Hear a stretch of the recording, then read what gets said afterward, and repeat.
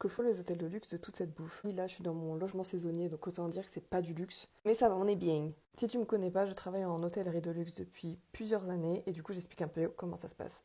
Parce qu'il faut dire, oui, il y a énormément de gâchis en bouffe dans la restauration.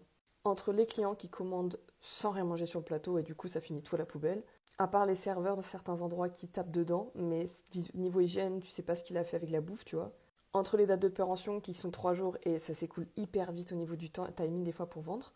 Du coup, j'ai été jusqu'à voir des bennes à ordures pleines pour un service le midi en buffet balancé à la poubelle. Genre des quantités, mais des plateaux entiers pas touchés, mais juste parce qu'on avait envie de enlever le film, on devait jeter à la poubelle.